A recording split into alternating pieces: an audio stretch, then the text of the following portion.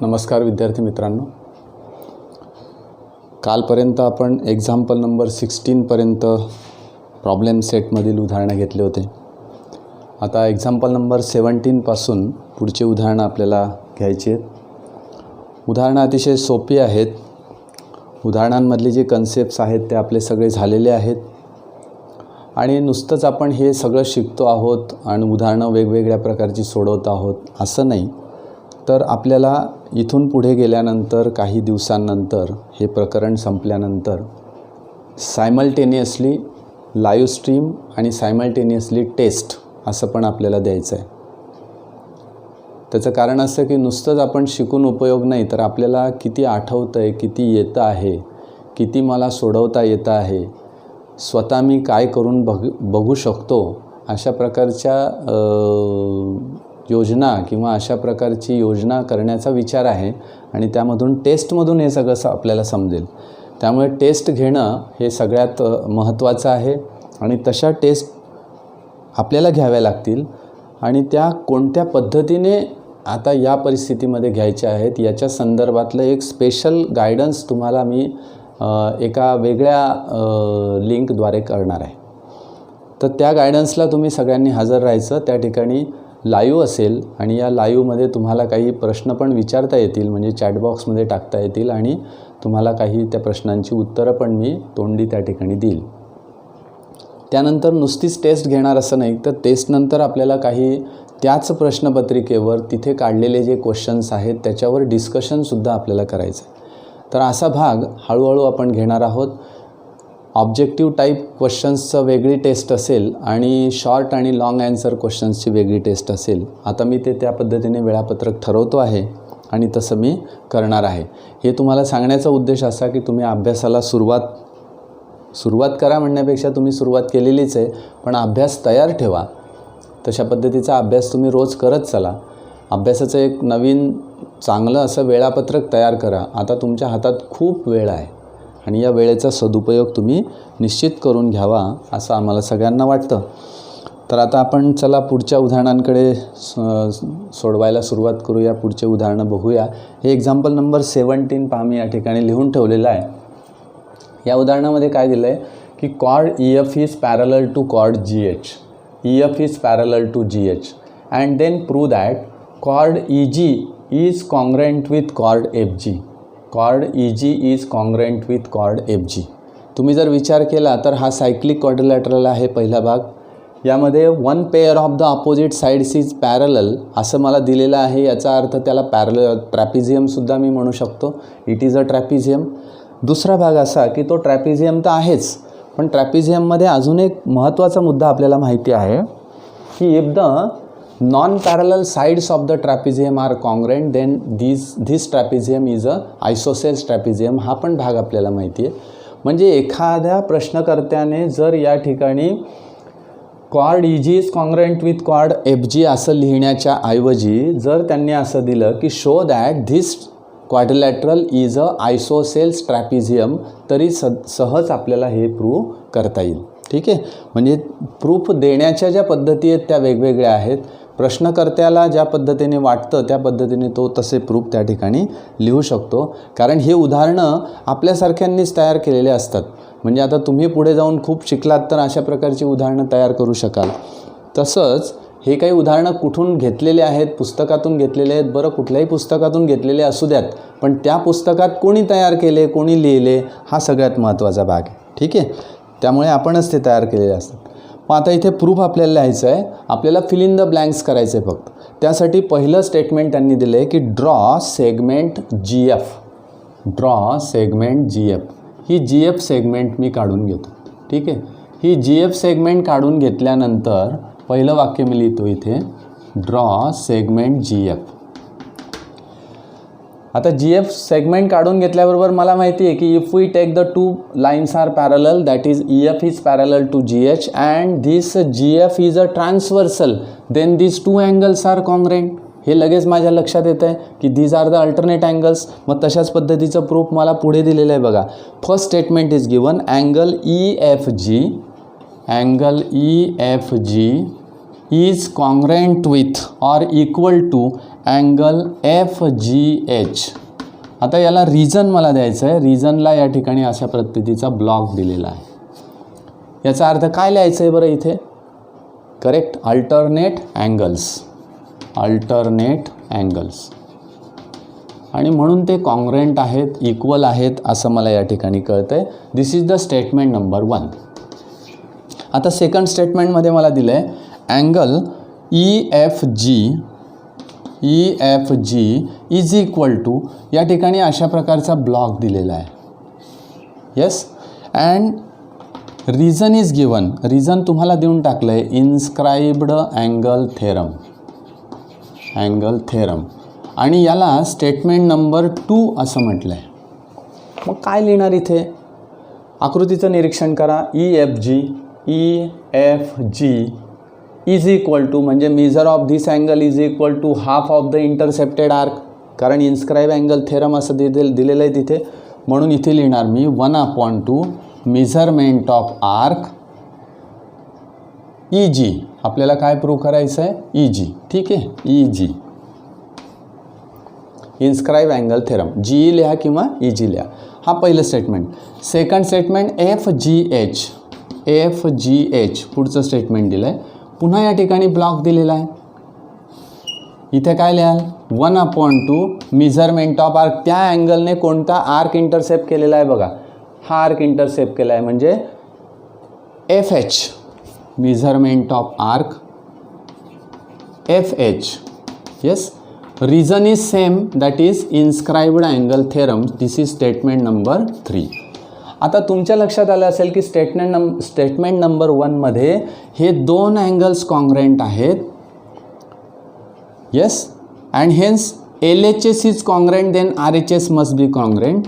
Hence from 1, 2 and 3 या तिन्ही स्टेटमेंटवरून पुढचं स्टेटमेंट मला सरळ लिहिता येईल की 1/2 measurement of arc EG is equal to 1/2 measurement of arc FH. Yes, म्हणजे RHS इक्वल झाले. आता हे का लिहिलं? कारण ही स्टेप तिथं दिलेली नाही आहे.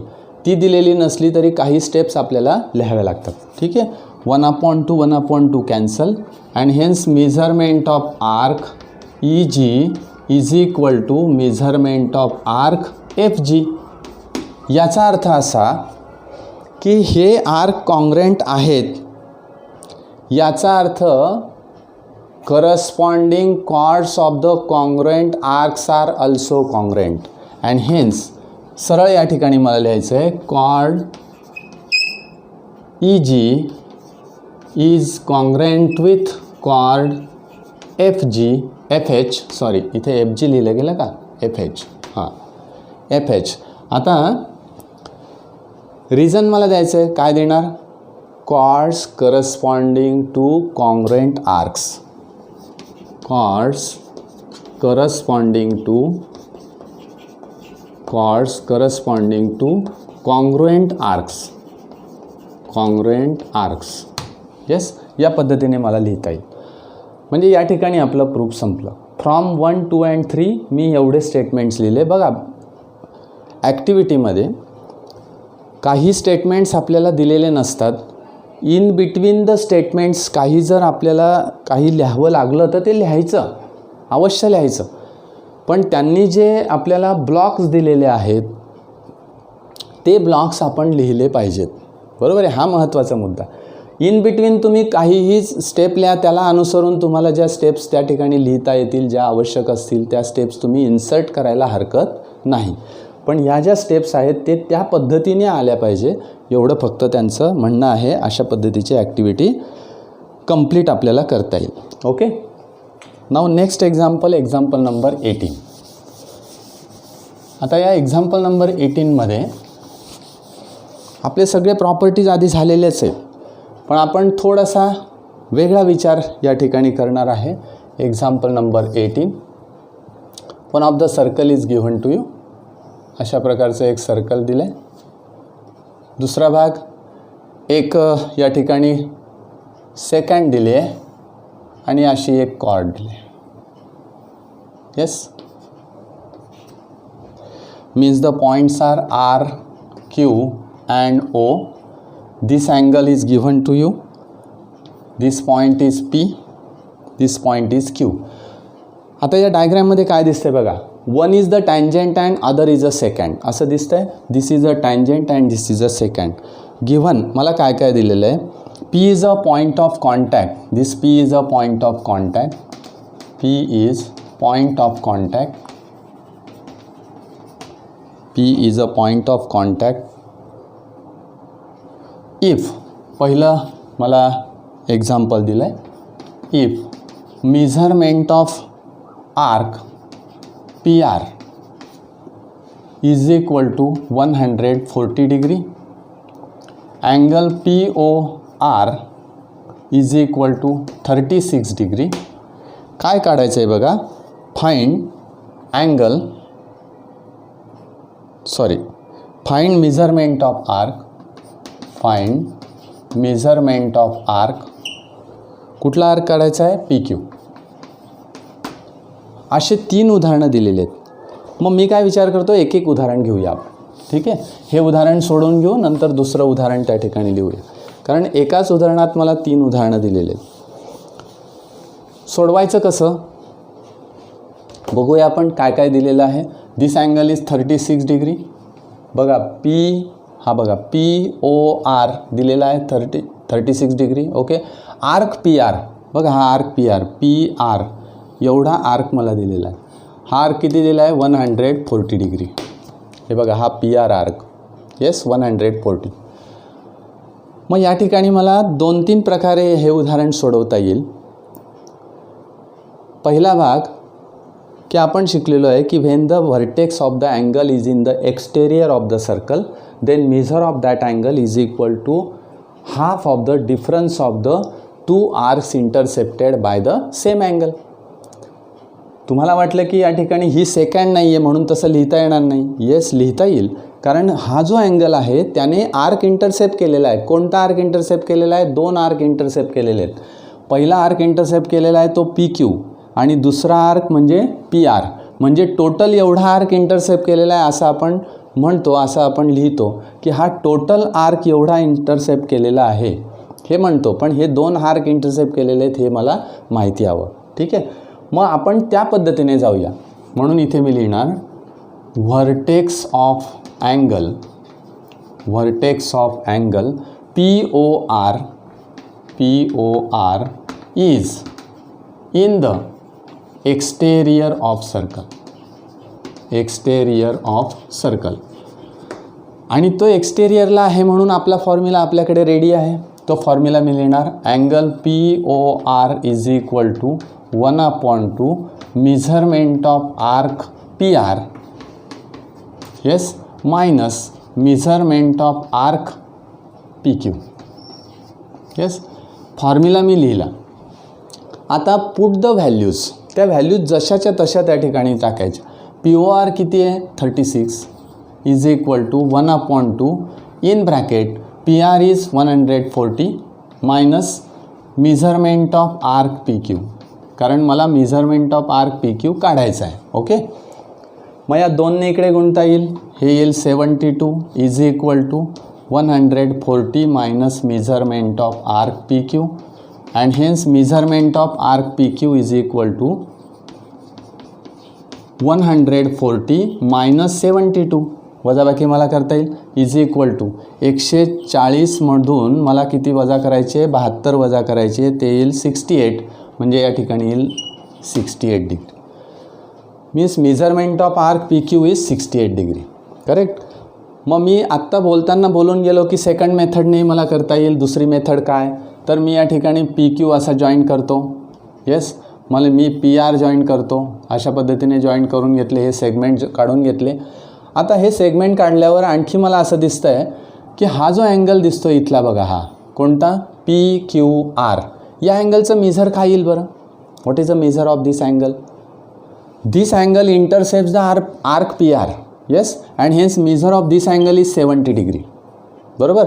आता दुसरा आणखी विचार केला की क्यू पी ओ हा जो ट्रँगल दिसतो, या ट्रँगलचा हा एक्सटेरियर अँगल आहे आणि हा एक्सटेरियर अँगल त्याचं मेजर कसं असतं, the measure of the exterior angle is the sum of the remote interior angles means 36 plus this angle.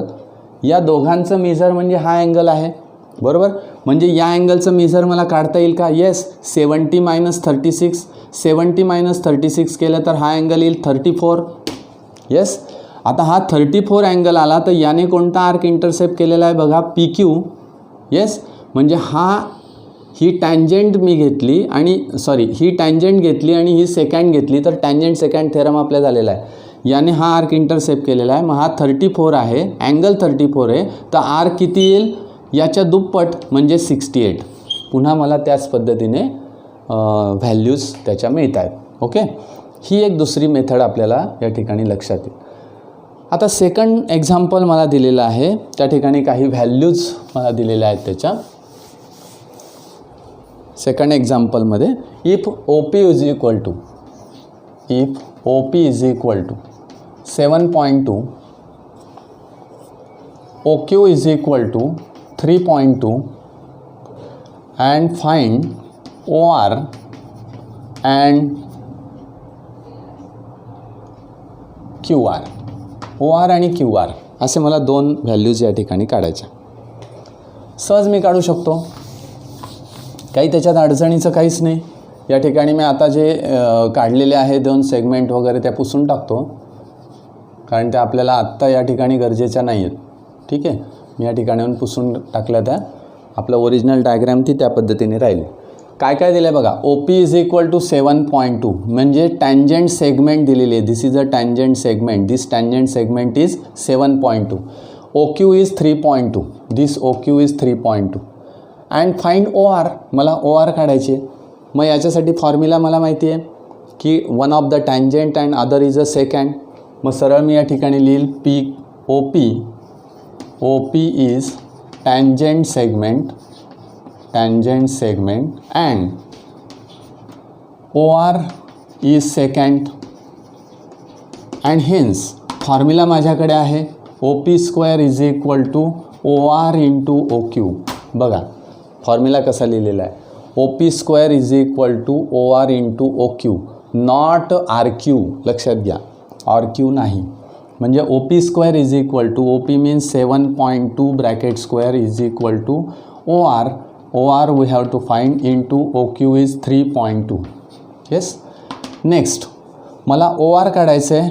OR is equal to 7.2 bracket square divided by 3.2.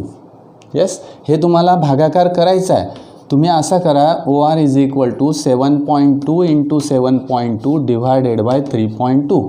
यांचा तुम्हाला भागाकार करायचा आहे किंवा हे सोडवायचं आहे. OR इज इक्वल टू तुम्ही पॉईंट काढून घ्या. असं करता येईल 72 इंटू 7.2 डिव्हायडेड बाय 32, कारण इथे 10ने गुणल्यावर असं होईल. पण एक पॉईंट पुन्हा उरेल तर तो सुद्धा काढता येईल तुम्हाला. नसेल तर तुम्हाला इथे पण भागाकार करून काढता येईल. येस. हे तुम्ही काढायचं आहे, कारण या ठिकाणी कॅल्क्युलेशन करणं, ऑनलाईन कॅल्क्युलेशन करण्यापेक्षा ऑनलाईन तुम्ही करा. तुम्ही स्वतः ते कॅल्क्युलेशन करा, नंतर केलं तरी चालेल. आणि याचं उत्तर या ठिकाणी काढा. OR is equal to what. मी आता हे ॲक्टिव्हिटीसारखं दिलं आहे. तुम्ही याचं उत्तर या ठिकाणी शोधून काढायचं. Okay. It is very very simple. आता याच्यातलंच एक्झाम्पल नंबर 3 दिलेलं आहे. तर ते एक्झाम्पल नंबर 3 तुम्ही सोडवायचं आहे.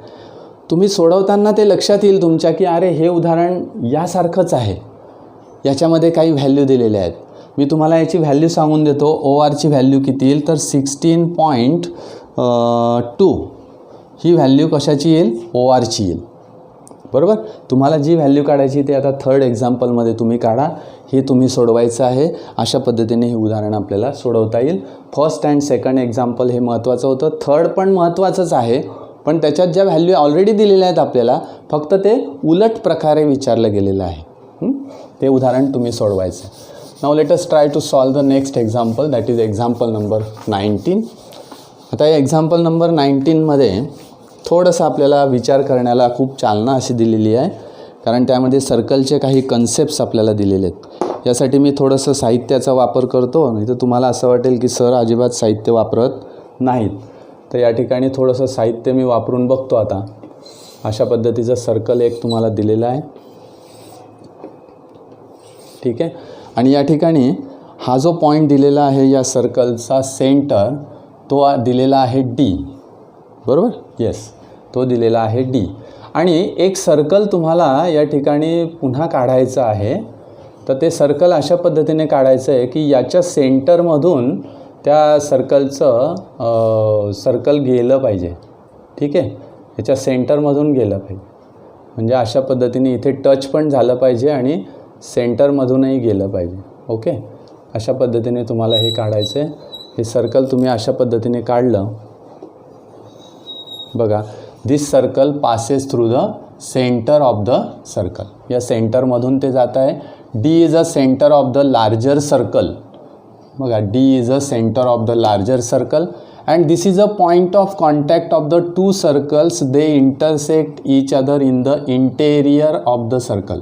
बघा, दोघंही सर्कल्स आतून स्पर्श करतायत. असे दोन सर्कल्स मला या ठिकाणी दिलेले आहेत. येस, हे सर्कल तुम्हाला लक्षात येत नसेल तर मी थोडंसं ते डार्क करून घेतो, कारण ज्या बाबी आहेत त्या कंपासने एवढं डार्क आपल्याला काढता येत नाही, कारण कॅमेऱ्यामध्ये तुम्हाला ते दिसलं पाहिजे याच्यासाठी मी विचार करतो आहे. ठीक आहे, अशा पद्धतीने सर्कल आहे.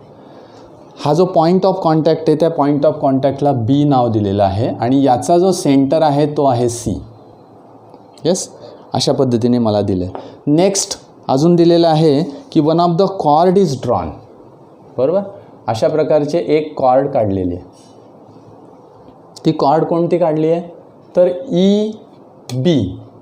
या ठिकाणी ई पॉईंट आहे, हा ई बी अशी एक कॉर्ड काढली आहे. This point is B and this point is E. Yes, sorry, not E, A. बघा, डायग्रॅम मी अशा पद्धतीने काढले. आता या डायग्रॅमचं जे डिस्क्रिप्शन आहे ते काय काय दिलं आहे ते मी वाचतो. फक्त जे महत्त्वाचे मुद्दे आहेत तेवढेच फक्त मी लिहील की circles with centre C and D. बघा, circles with centre C and with centre D touches internally at point B. Sorry, not B, year E. त्यांनी ई दिलेला आहे. ठीक आहे, हा बी इथे आहे, E at point E. D lie on the inner circle. बघा, D lie on the inner circle.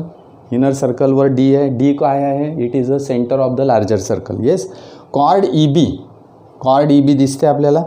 Of the outer circle is intersect the inner circle at point A. बघा, एमध्ये इंटरसेक्ट होते. Prove that. काय prove करायचं आहे, prove that.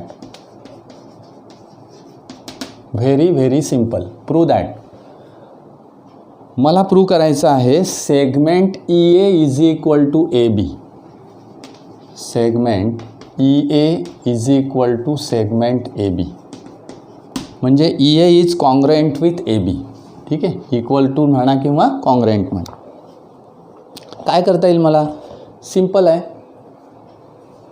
मला पहिल्यांदा काय माहिती आहे की when the two circles intersect each other interior of the internally or externally, then the point of contact is lie on the line joining the two centers.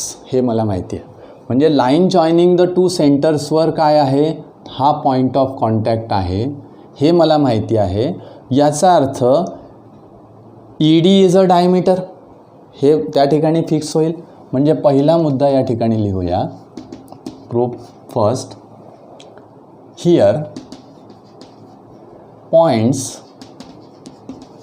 ECD lie on a line किंवा are collinear. कशावरून तर तो आपल्याला formula theorem माहिती आहे, त्याच्यावरून आपण लिहिलं की they are collinear and hence E-C-D. Yes, पुढे मला असं लिहिता येईल की E D is a diameter. बघा, एक एक अर्थ कसे काढायचे. E D is a diameter. त्यानंतर draw the segment A D. Draw segment A D. A D segment काढून घ्या. बघा, ए डी सेगमेंट मी काढतो आहे. तुमच्या काय लक्षात येत आहे की this is the angle in the semi circle. बरोबर, E D is a segment, hence angle E A D is the angle inscribed in semicircle. Hence angle EAD is inscribed in semicircle. बघा, तो angle कुठे inscribe झालेला आहे? सेमीसर्कलमध्ये inscribe झालेला आहे. आणि मला माहिती आहे की when the angle inscribe in a semicircle is a right angle, म्हणजे हा राईट अँगल आहे. आणि hence angle EAD is equal to 90 degree. किंवा दुसरा विचारही करता येतो की this is the angle subtended by the diameter, असाही विचार करता येतो. डायमीटरने अंतरित केलेला तो अँगल आहे, असंही आपल्याला लिहिता येईल. EAD is equal to 90 degree. पुन्हा याचा अर्थ काय? तर AD और DA is perpendicular to EB and hence DA is perpendicular to EB. Yes, हे मला या ठिकाणी लिहिता येईल. बघा, एका विधानावरून दुसरं विधान आपण. मग आता पुढे मी असं म्हणेल की EB is a chord of larger circle. EB is chord of larger circle. D is a center of larger circle. बघा, मी लिहिल्याचा काहीतरी उपयोग आहे पुढे. D जर सेंटर असेल तर DA is perpendicular to EB असं मला मिळतं आहे. And hence perpendicular drawn from the centre to the chord bisects the chord. And hence perpendicular from centre bisects the chord. म्हणजे मी रिझन लिहिण्याच्या ऐवजी डायरेक्ट थेरमच लिहून टाकला. म्हणून मग सरळ मला लिहिता येईल EA is equal to AB और chord EA is congruent with chord AB. अशा पद्धतीचं प्रूफ मला सरळ लिहिता येईल. It is very very simple. अतिशय सोपे प्रूफ या ठिकाणी आपल्याला दिलेले आहेत. आता पुढच्या एका महत्त्वाच्या उदाहरणाकडे आपण जाऊया. ते उदाहरण पण अतिशय सोपं आहे. ते उदाहरणासाठी मी हे सर्कल असंच ठेवतो.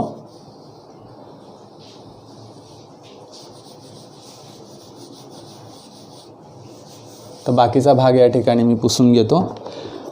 मला काय काय दिलं आहे बघा. आता नेक्स्ट एक्झाम्पलमध्ये एक्झाम्पल नंबर 20 आहे. आता आपण 17 घेतलं, 18 घेतलं, 19 घेतलं.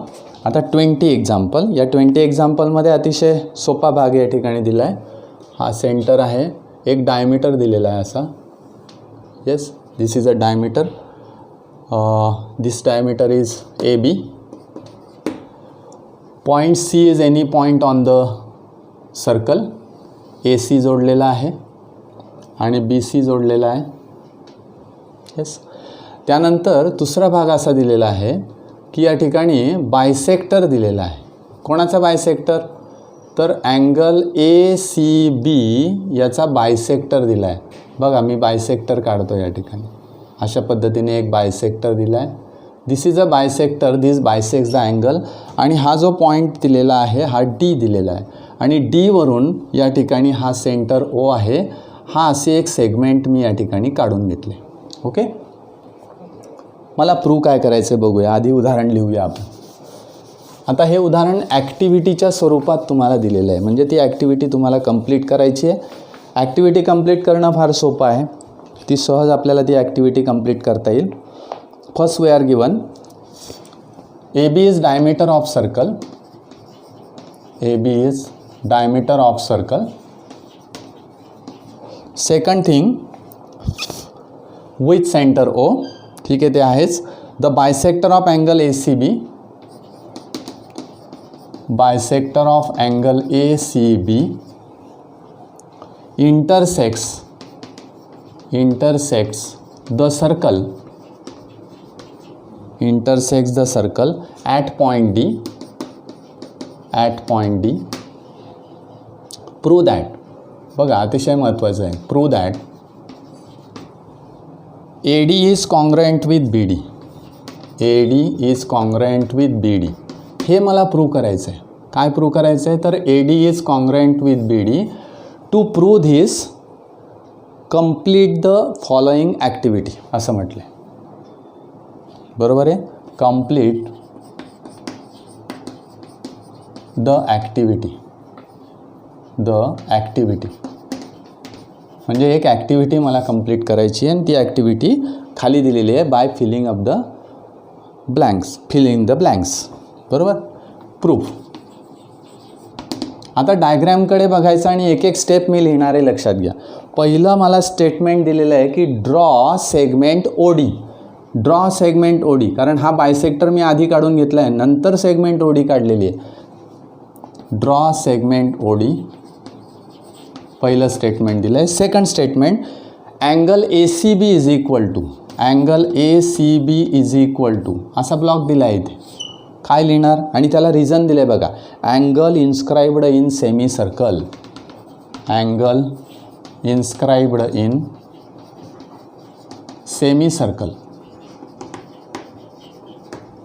तुमच्या लगेच लक्षात आलं असेल की this angle ACB, this is the angle inscribe in a semi circle and it is right angle and hence right here 90 degree.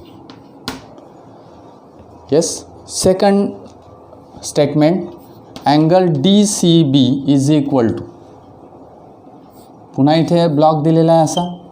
Reason म्हटलं आहे CD is the bisector of angle C. CD is bisector of angle C. आता बघा ACB म्हणजे angle C म्हणजेच ACB. ACBचा हा bisector आहे DCB. बघा DCB म्हणजे हा अँगल. मग आपण जर हा टोटल 90 डिग्री लिहिला आहे तर हा बायसेक्टर म्हणजे किती डिग्री लिहायला पाहिजे इथे? 45 degree. Right here 45 degree because CD is a bisector of angle C. Then sorry, next statement measurement of arc BD किंवा त्याला DB म्हणूया आपण इज इक्वल टू ब्लॉक. पुन्हा ब्लॉक दिला आहे बघा. Measurement of arc DB is equal to what? बघा inscribe angle theorem असं म्हटलेलं आहे. काय लिहिणार? इन्स्क्राइब अँगल थेरमने मला याचं मेजर काढायचं आहे. इथे रिझन दिलेलं आहे inscribed angle theorem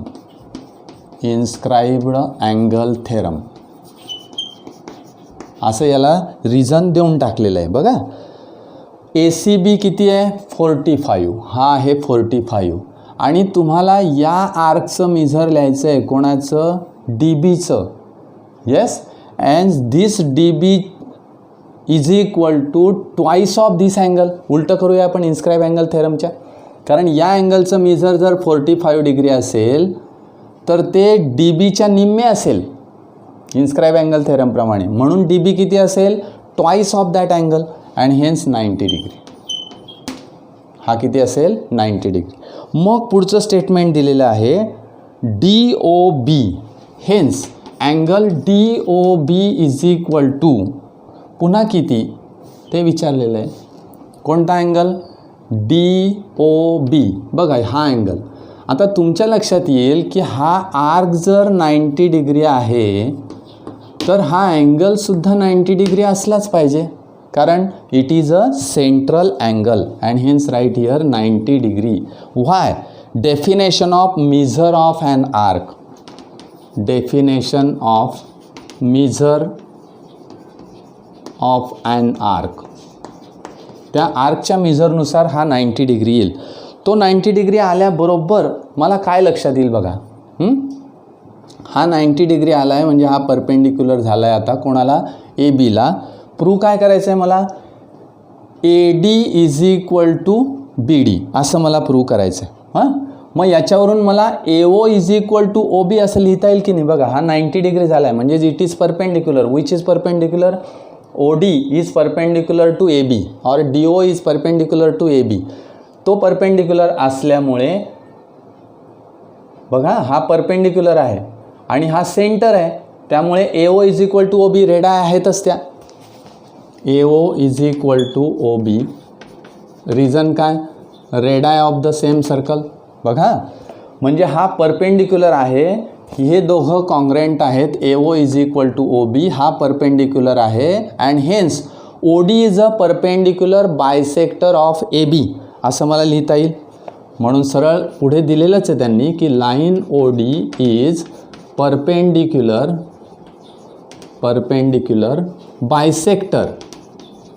bisector of A B. बरोबर आहे, ए बीचा तो परपेंडिक्युलर बायसेक्टर आहे. म्हणजे एवढं तुम्हाला भरायचं होतं बघा, एवढं तुम्हाला त्या ठिकाणी फिलअप करायचं होतं. येस, ए बी कशावरून? From 1 and 2. फ्रॉम 1 म्हणजे काय? DOB is equal to 90 degree, याला 1 म्हटलेलं आहे, आणि रेड आहे दॅट इज 2.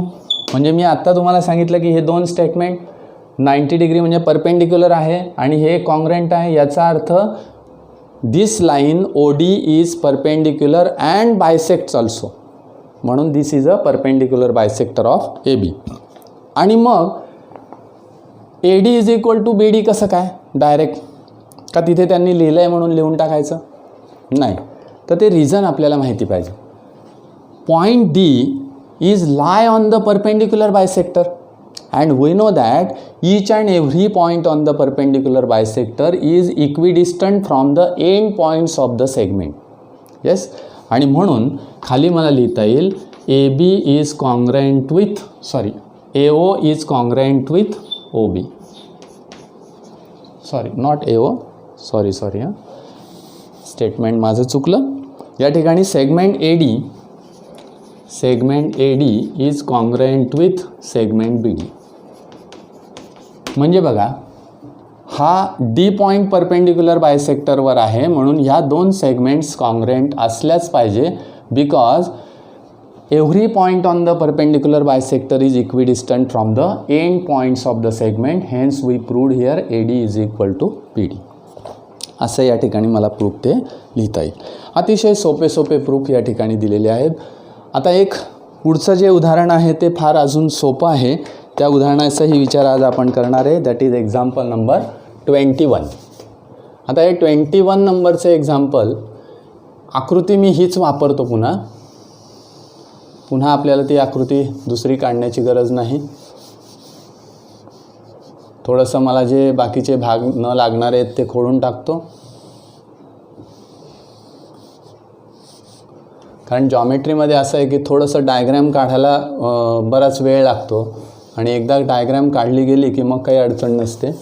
डायग्रॅमचं आपल्याला निरीक्षण फक्त करावं लागतं. ठीक आहे, असं एक सर्कल मला दिलेलं आहे, एक कॉर्ड मला दिली आहे अशी.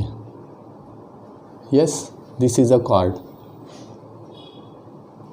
हा सेंटर आहे आणि एल पॉईंट दिला आहे इथे.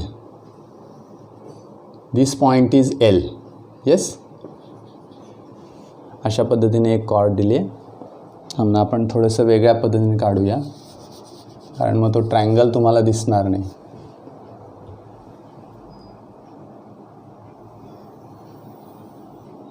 ठीक आहे, दिसतोय का बघूया आता. हा एल आहे, असंही नको, थोडंसं लांब घेऊया.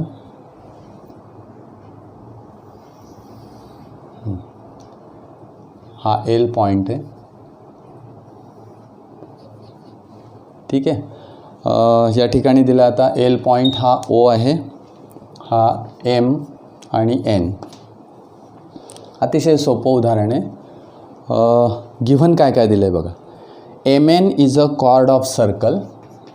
MN is chord of circle. दुसरा भाग with centre O. O centre दिलेलाच आहे, तुम्हाला माहिती आहे.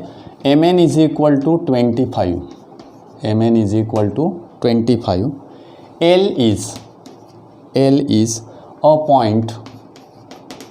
L is a point on chord MN such that ML is equal to 9. Distance OL is equal to 5. Find the radius of the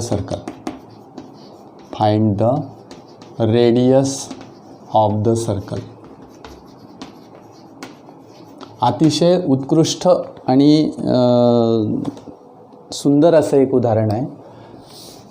या ठिकाणी मला थोडंसं कन्स्ट्रक्शन करावं लागेल, थोडंसं वेगळ्या प्रकारच्या सेगमेंट्स त्या ठिकाणी काढाव्या लागतील आणि मग आपल्याला ह्या उदाहरणाचा विचार करता येईल. ओके, सुरुवातीला मी या डायग्रॅमचं नीट निरीक्षण करेल.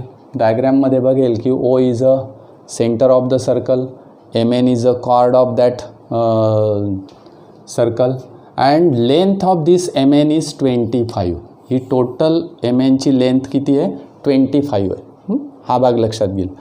ML इज इक्वल टू 9, म्हणजे ही ML जी आहे ती 9 आहे. ML is equal to 9. OL is equal to 5. This OL is 5. म्हणजे ज्या किमती मी दिलेल्या आहेत त्या आकृतीमध्ये लिहिण्याचा उद्देश असा की त्या आपल्याला ताबडतोब लवकर त्या फ्लॅश होतात आणि लगेच आपल्याला काय करायचं आहे हे लगेच कळतं. आता विचार करूया आपण की काय करायचं. मला रेडियस काढायची आहे. If we draw ON, it is a radius of the circle. मग सरळ आता ON काढून घेतो मी. ती डॉटेड लाईनने काढतो म्हणजे आपल्या लक्षात येईल की ही नंतर काढली. ON इज अ रेडियस, हे मला माहिती आहे. आता OL is not perpendicular to that chord. OL ही कॉर्डला परपेंडिक्युलर नाही. मग काय करणार मी? तर एक परपेंडिक्युलर पुन्हा मला असा काढून घेता येईल का? इथून बघा, अशा पद्धतीने एक परपेंडिक्युलर मी काढून घेतला आहे. कोणाला? MNला.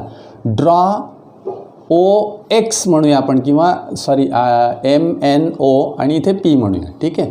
Draw OP perpendicular to MN. Yes, म्हणजे प्रूफला आपण सुरुवात करूया. Here O is a centre of circle, comma MN is a chord. ते मला दिलेलं आहे, बरोबर. बाकीच्या ज्या बाबी आहेत त्या मला दिलेल्या आहेत. MN is equal to 25. नंतर म्हणायचं draw segment ON and segment ON and draw OP perpendicular to MN. बरोबर. हां, हे तुम्हाला कन्स्ट्रक्शन करायचं. ON काढून घ्यायची, OP काढायची आहे. कशी काढायची आहे? Perpendicular to MN. अशा पद्धतीचं कन्स्ट्रक्शन मी करून घेतलं. हे कन्स्ट्रक्शन केल्यानंतर माझ्या असं लक्षात येतं आहे की when we draw the perpendicular from the centre of the circle, this perpendicular bisects the chord and hence MP. बघा, आपण हे काढलेलं आहे. OP is perpendicular to MN, म्हणून मी पुढचा मुद्दा लिहितो आहे. MP is equal to NP is equal to 1/2 MN. Reason काय? Perpendicular from centre bisects the chord, bisects chord. Yes, मग इज इक्वल टू 1/2 इंटू इथे लिहायचं 25 इज इक्वल टू 12.5. ठीक आहे. 25/2 12.5. मग 12.5 कोणाची व्हॅल्यू आली? MPची आली. बघा, MP. येस, किंवा NP. येस, L हा MNचा मिड पॉईंट नाही, हे लक्षात घ्या. तर बरेच मुलं असं म्हणतात की ML is equal to LN. चुकीचं आहे. हा मिड पॉईंट होईल M, कारण हा परपेंडिक्युलर मी काढलेला आहे from the centre to the chord, आणि परपेंडिक्युलर काढलेला आहे तोच बायसेक करतो, हे लक्षात घ्या.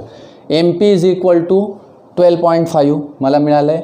ML is equal to 9. Can we find PL? PL मला काढू शकतो, मी काढू शकतो. मी त्या ठिकाणी काढायचं आहे. बघा, कारण काय, मला हा ट्रायंगल घ्यायचा आहे. LPO हा ट्रायंगल घ्यायचा आहे. या ट्रायंगलमध्ये मला काय घ्यायचं आहे? तर OP काढायचा आहे. मला ॲक्च्युली काय काढायचं आहे? हा, कारण मला PN माहिती आहे. NP म्हणजे PN दिलेलंच आहे, त्यामुळे मी LP काढणार. म्हणून ML is equal to and hence LP is equal to, direct मी या ठिकाणी लिहितो, LP is equal to MP minus ML. MP minus ML. Yes, is equal to what is MP? MP is 12.5. बघा, 12.5 minus what is ML? ML is 9. Yes, is equal to, आता 12.5 मधून 9 मला वजा करायचं आहे. इथे येईल 5 आणि 9 3 12, मला माहिती आहे 3.5. येस, मग या ठिकाणी लिहायचं 3.5. Yes, this is LP. आता काही व्हॅल्यू काढायच्या आहेत का तुम्हाला? बघून घ्या. मला ट्रायंगल घ्यायचा आहे OPL. बघा, OPL triangle. Now in triangle OPL, apply the Pythagoras. OL square is equal to LP square plus OP square. आता बघा, OL square means 5 square म्हणजे किती? 25, किंवा आपण 5 स्क्वेअर लिहून घेऊया. 5 square is equal to LP बघा काढली 3.5, लिहायचं 3.5 bracket square plus OP square तसाच लिहिला. आता OP स्क्वेअर जेव्हा मला काढायचा आहे त्यावेळेस 3.5 ब्रॅकेट स्क्वेअर मला काय करावं लागेल? 5 स्क्वेअरमधून वजा करावं लागेल, म्हणजे 25 मायनस याचा स्क्वेअर. कसा करता येईल? फार सोपं आहे. 5चा वर्ग 25, 3मध्ये 1 मिळवा, that is 4 into 3 that is 12, means 12.25 is equal to OP square. And hence OP square is equal to, मी या बाजूला लिहितो, hence OP square is equal to काय मिळेल? 25 मायनस 12.25, 25मधून 12.25 वजा करायचे आहेत तर किती मिळेल? 12.75 मिळेल. बरोबर आहे. वजाबाकी केली 25 0 12.25, इथे येईल 75, हातचा आला 1, 5तून 3 गेले 2, 1 12.75, म्हणजे इथे लिहिलं आता 12.75. आता हे असंच राहू द्यायचं OP स्क्वेअरची व्हॅल्यू. बरेचसे मुलं म्हणतात की आता याची पुन्हा स्क्वेअर रूट काढणार, कारण 1275 हा कोणाचाच स्क्वेअर नाही आहे, त्यामुळे आपल्याला ती व्हॅल्यू पुढे यूज करायची. कशी ती बघा. आता पुढे घ्यायचं इन ट्रायंगल OPN. येस, कारण तुम्हाला OP स्क्वेअर माहिती आहे. OP माहीत नसले तरी OP स्क्वेअर माहिती आहे, कारण मला पायथागोरस वापरायचं आहे नेक्स्ट ट्रायंगलला. OPN पुढे म्हणायचं इन ट्रायंगल, इथे लिहितो मी, इन ट्रायंगल OPN. काय करायचं? पायथागोरस सरळ वापरला. ON square is equal to OP square plus PN square. किती सोपं आहे बघा. ON square means this is the radius, तीच रेडियस मला काढायची आहे ON. OP स्क्वेअर व्हॅल्यू दिले, OP square 12.75 plus PN. What is PN? NP म्हणजे PN 12.5 ब्रॅकेट स्क्वेअर. येस, कारण याचा स्क्वेअर करायचा नाही, लक्षात घ्या. इथं OP स्क्वेअरचीच व्हॅल्यू 12.75 दिलेली आहे, नाही तर बरेच मुलं 12.75 पुन्हा त्याचा स्क्वेअर करतात आणि ती OPची व्हॅल्यू म्हणून घेतात, ते चुकीचं होईल. ON square is equal to 12.75 plus, आता यांचा काय करायचं आहे तुम्हाला? स्क्वेअर करायचा आहे. कसा स्क्वेअर करणार? तर 12.5चा स्क्वेअर म्हणजे 125चा स्क्वेअर होईल तो. बरोबर. 125चा स्क्वेअर कसा करणार? 25 या ठिकाणी लिहिला, पुढे आहे संख्या 12 आणि 13 यांचा गुणाकार केला, तो येतो 156, म्हणजे 156.25. येस, 156.25 इज इक्वल टू, आता 156.25 मध्ये तुम्हाला 12.75 मिळवायचे आहेत. बघा किती होत आहेत? 5 आणि 5 10, and 7 + 2 that is 9, and again 10, carry is 1 6 2 8 and 1 9 6 1 169, म्हणजे हे आलं 169.